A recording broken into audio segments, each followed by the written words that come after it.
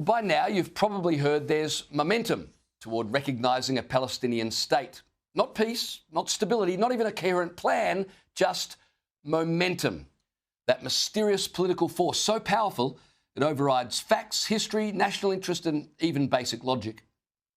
Momentum appears to really be building. This progress, this momentum. And that momentum is significant. Momentum to make it real. The proposal has been gaining momentum. I personally welcome the momentum, the progress that's being made in the international community towards the recognition of the state of Palestine.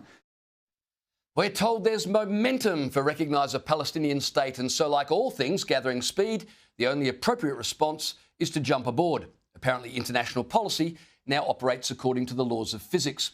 France started it, of course, leaping into the Middle East with the elegance of a ballerina in Birkenstocks.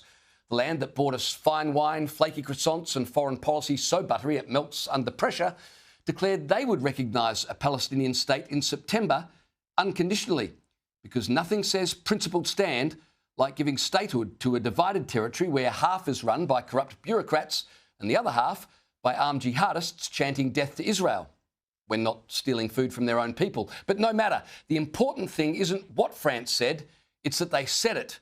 And just like that, momentum was born. In quick time, leaders across the world began gently clearing their throats and muttering the word momentum like it was some sacred chant. Cue the UK, where Prime Minister Keir Starmer, sensing momentum, didn't want to miss the bandwagon. He promptly announced he too was warming to the idea of statehood for Palestine.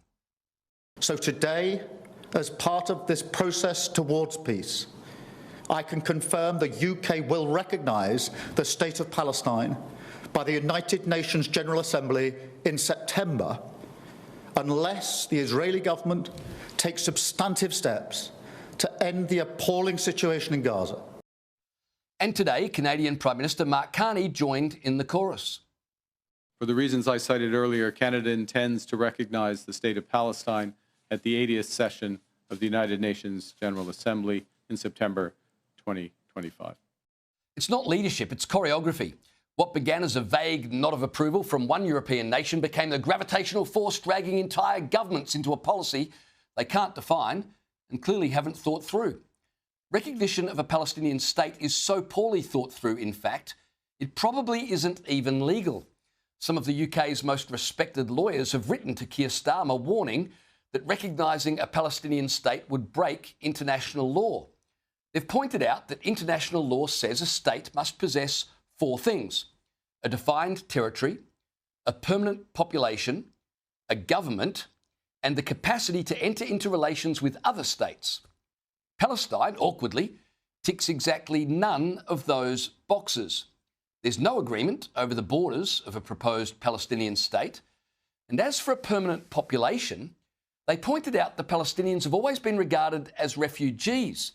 If governments are now suddenly recognising Palestinians as a permanent population, then they should be immediately stripped of refugee status and the billions of dollars in funding that goes with that. The 40 members of the House of Lords also argue there's no functioning single government to recognise. Half the territory the West wants to recognise as Palestine is governed by a group the West has prescribed as a terror group. So here's where we've arrived. The very nations that scream about Israel violating international law in their treatment of the Palestinians now plan to break international law in order to recognise a state of Palestine. It's a perfect circle of stupidity. But then again, what else can they do? There's momentum. Momentum appears to really be building. This progress, this momentum. And that momentum is significant. Momentum to make it real. The proposal has been gaining momentum. I personally welcome the momentum. Moral momentum cannot be ignored. Our own government is now so caught up in this tsunami of international groupthink and is apparently powerless to act. Recognition of the state of Palestine is a matter of when, not if. A two-state solution, it is now a question of when, not if that happens. Absolutely no one is putting forward a compelling case to do this. I mean, no one aside from Hamas. But that's not important. What matters is that there's momentum. Actually, Ed Husick had a crack at explaining the rationale. Hamas is built largely on grievance. That grievance gets removed with the establishment of a state of Palestine. Ah, yes, the old give terrorists what they want and they'll stop being terrorists theory. Nobel Peace Prizes all around for that one. Hamas only behave the way they do, raping and murdering and taking hostages that they can rape and murder, because they're upset.